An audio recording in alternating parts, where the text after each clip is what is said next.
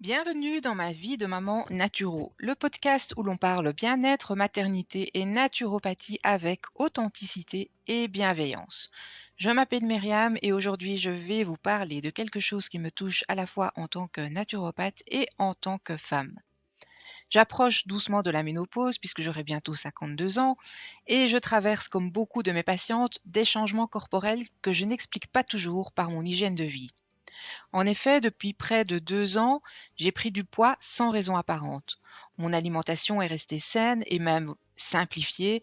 Mon activité physique, je l'ai augmentée avec du vélo elliptique 3 fois par semaine, de la natation 1 fois par semaine, de la marche et pourtant j'ai pris 14 kilos sur ces 2 ans qui se sont installés lentement et silencieusement. J'ai alors essayé de comprendre, j'ai fait des bilans, des ajustements, j'ai pris des compléments comme la tyrosine activée, la thyrorégulation du laboratoire herbalistique. Et là, oui, c'est vrai que j'ai vu que ma TSH avait bien chuté pendant un certain temps. Mais la prise de poids, elle continuait. Et aujourd'hui, ma TSH, elle est remontée à presque 2, alors que j'étais bien en dessous des 1 il y a 2 ans.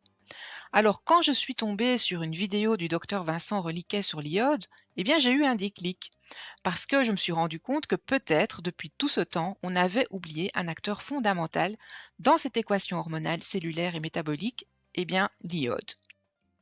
J'ai alors commandé son livre, j'ai revu mes apports et aujourd'hui, j'ai envie de vous parler de l'iode, pas juste comme nutriment de la thyroïde, mais comme une molécule protectrice, régulatrice et essentielle à notre santé, surtout chez nous les femmes.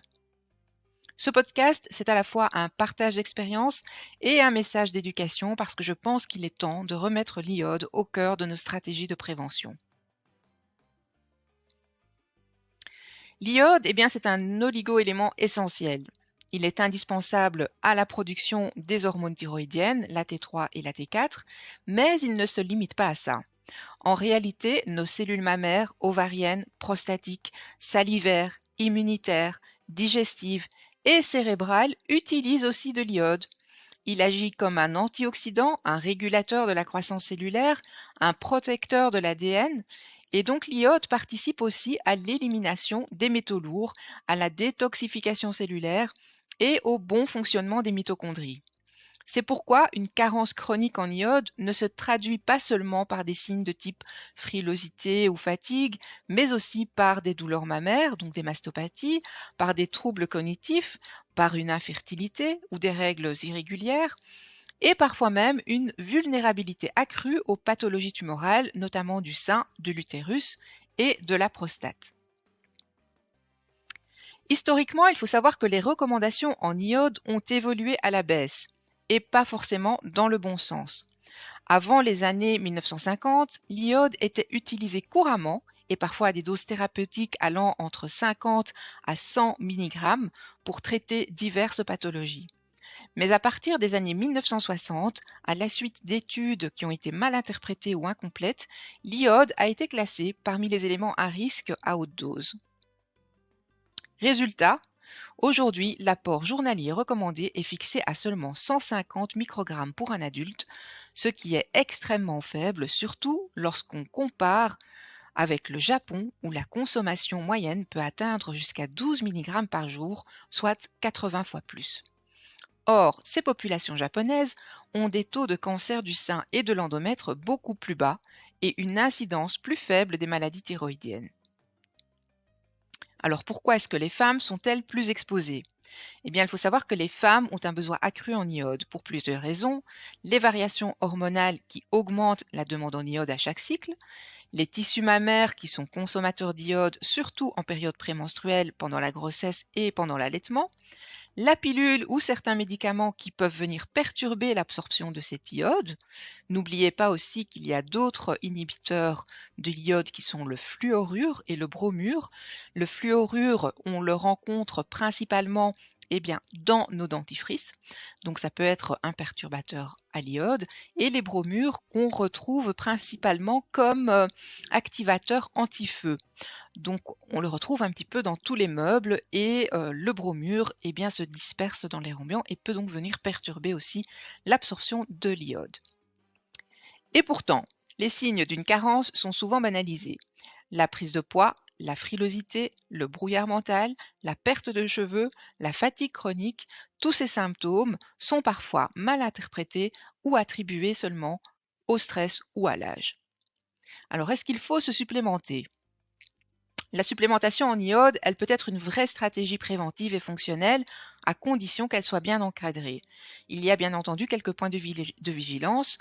Ce que je fais toujours avec mes clientes, on commence toujours par un bilan, dosage de l'iode.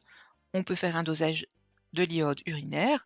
On va bien entendu vérifier le taux de la TSH, de la T3 libre, de la T4 libre, des anticorps antithyroglobulines et des anticorps anti-TPO pour vérifier bien évidemment qu'il n'y a pas d'Hashimoto. Et dans ce cas-là, s'il n'y a pas d'absence d'Hashimoto, si la TSH est supérieure à 1 avec des signes cliniques indiquant une fonction thyroïdienne qui va au ralenti, eh bien on peut envisager une supplémentation de manière progressive, jamais brutale, pour éviter une surcharge soudaine.